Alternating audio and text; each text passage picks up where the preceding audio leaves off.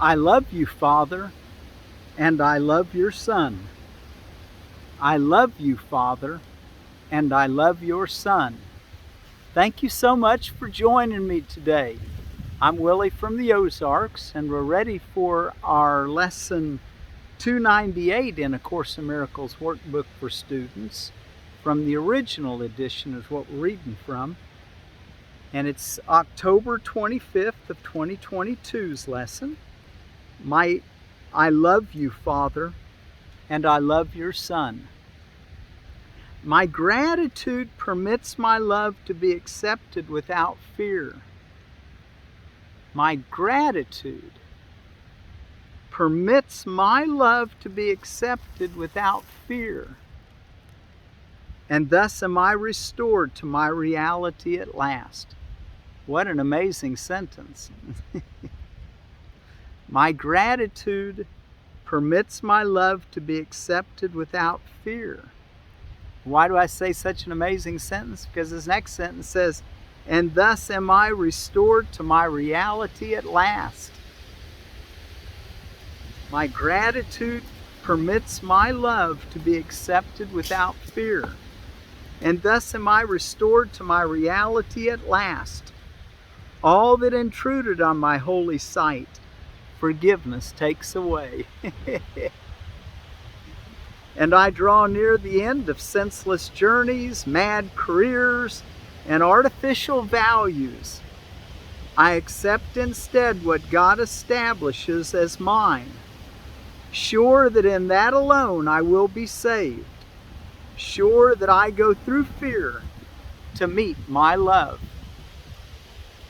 Go through fear to meet my love. I love you, Father, and I love your Son. You know, the Son of God is the extension of the Father. He's His creation. And all your brothers and sisters, actually everything that is the offspring or the Son of God. And it's all still part of God. And so to love God, love your brother whom you can see around you. It's easy. And way I even extended to loving the plants and the trees and the animals and the water, just the whole world. Anyway, I'm not saying that that's how you have to see it. I feel that way. It feels good for me. I love you, Father, and I love your Son. Father, I come to you today because I would not follow any way but yours. You are beside me. Certain is your way. And I am grateful for your holy gifts of certain sanctuary and escape from everything that would obscure my love for God my Father and His Holy Son. That last sentence. I am grateful for your holy gifts of certain sanctuary and escape from everything that would obscure my love for God, my Father, and His Holy Son. I love you, Father, and I love your Son. You know, when you love someone, you're appreciative of them. You're really thankful. Matter of fact, you can know if you're really loving because you feel grateful. To me, that's the sign that you really are practicing love. Okay, let's go take a look in our text reading, Forgiveness and Peace. There's a whole lot I could say, but I'm not going to say much. There's a lot here. Forgiveness and Peace, chapter 29, The Awakening. This is section 7. How willing are you to forgive your brother? How much do you desire peace instead of endless strife and misery and pain? These questions are the same in different form. Wow. Let me read the two questions again. How willing are you to forgive your brother? And the second question, how much do you desire peace instead of endless strife and misery and pain? These questions are the same in different form. Forgiveness is your peace. For herein lies the end of separation and the dream of danger and destruction, sin and death, of madness and of murder, grief and loss. This is the sacrifice salvation asks, and gladly offers peace instead of this. Swear not to die, you holy Son of God. You make a bargain that you cannot keep. The Son of Life cannot be killed. He is immortal as his Father. What he is cannot be changed.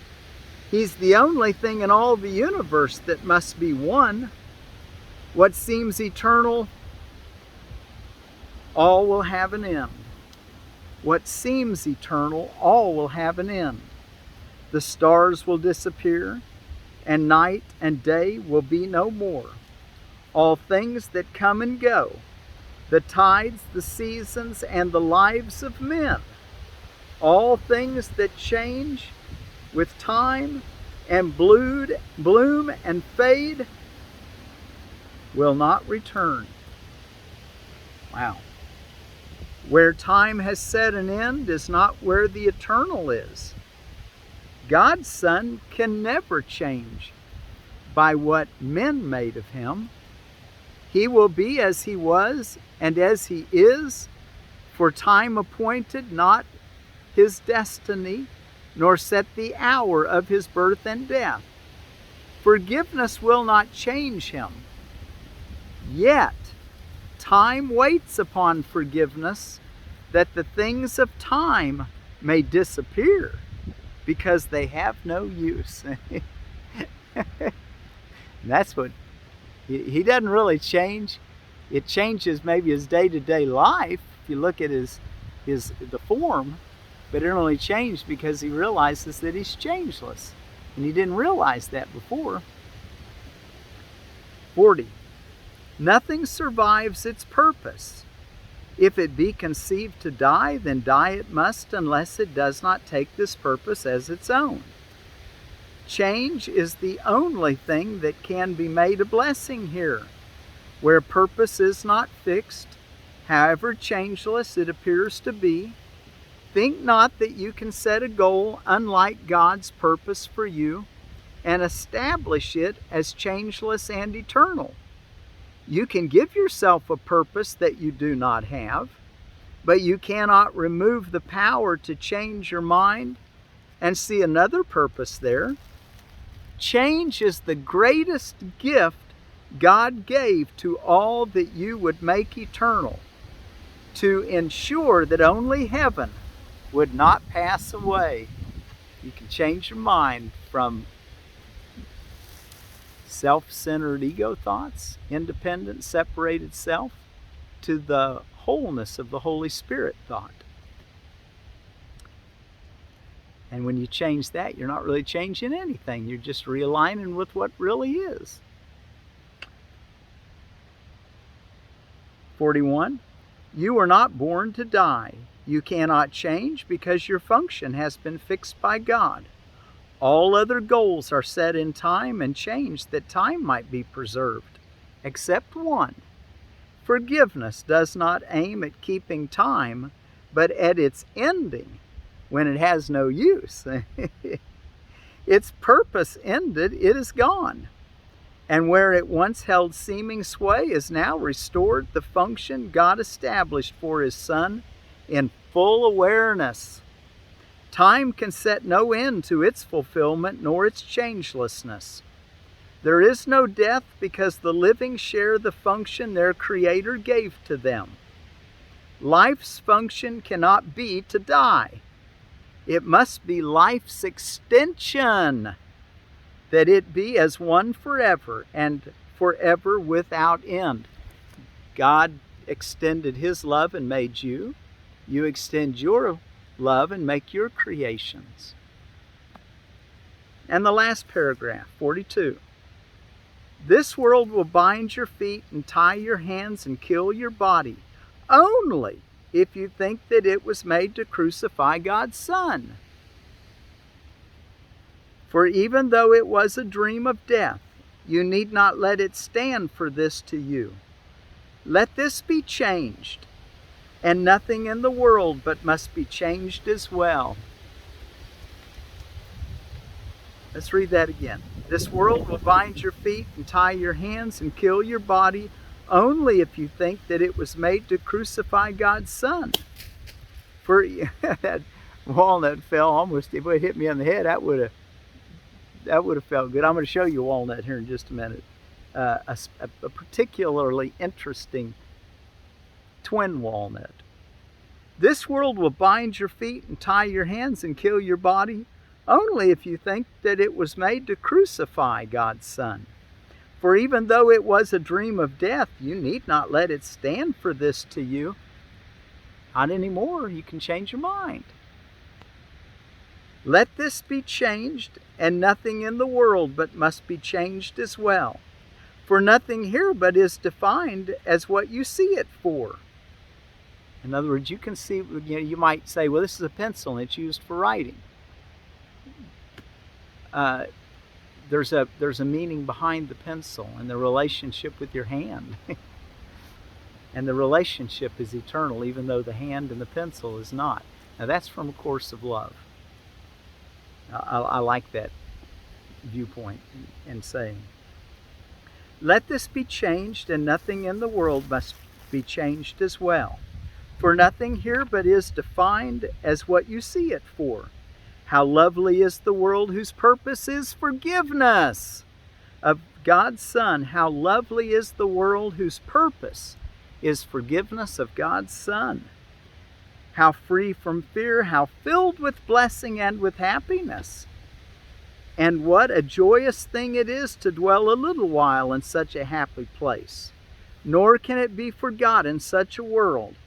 It is a little while till timelessness comes quietly to take the place of time.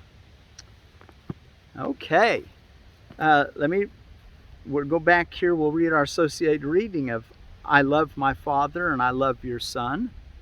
But I want to tell you about a Wyeberry blackberry. And since I mentioned about the black walnuts, I'm sitting under a walnut tree. And here's this is a walnut with a husk on it. They fall, they're green. And that husk needs taken off, and you'll see the walnut nut under there. That'll need to then be cracked. I let them dry for probably easier to pick them if you let them dry for maybe a month in the house by a fire, or in a warm house.